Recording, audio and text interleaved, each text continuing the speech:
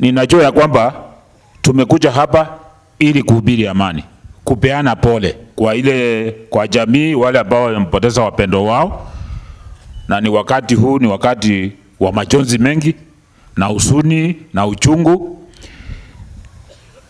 Lakini hata hivyo, kama serikali vile ningependa kuhakikishia kwamba kuna habari ambao tumepokea ambao zinasaidia. Tumeona uchunguzi, hata tumepata picha ya wale ambao walihusika.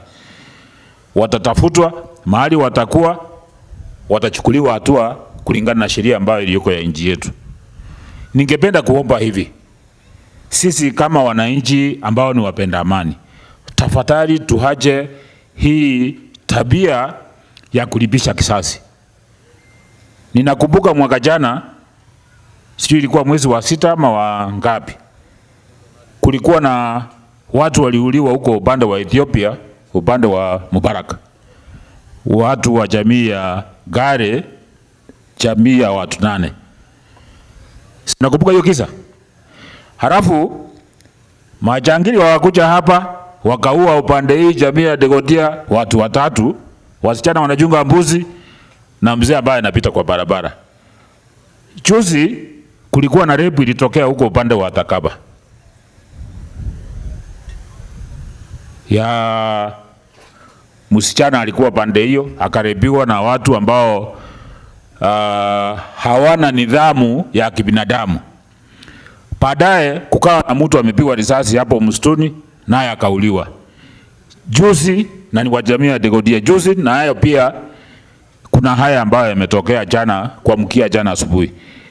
Hiyo tabia ya kuchukua maisha ya binadamu kiolera namna hiyo haikubaliki kabisa katika sheria za nchi yetu. Hata kwa dini yoyote hakuna ile ambayo inakubali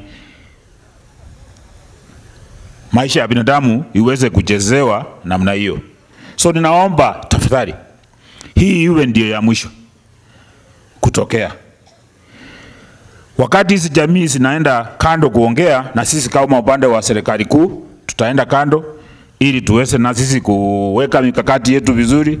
Tuweze wakati wanapeana hizo habari zao, nasi pia tutapeana ile yetu vile tumeamua ama vile tumepeana mustakabali, vile tutaendelea mbele kuhakikisha kwamba wananchi wetu wanakaa salama. Na yule ambaye atapatikana kwamba yeye ndiye ametenda maovu haya, bila shaka sheria itamwandama mpaka mwisho.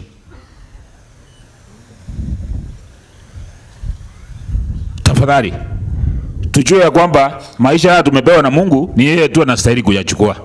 Sio binadamu yeyote ambaye anakaa huko msituni ama wapi anaamua kwamba leo hivi anaamua kwamba fulani nitamaliza ama nitaenda kumaliza watu fulani.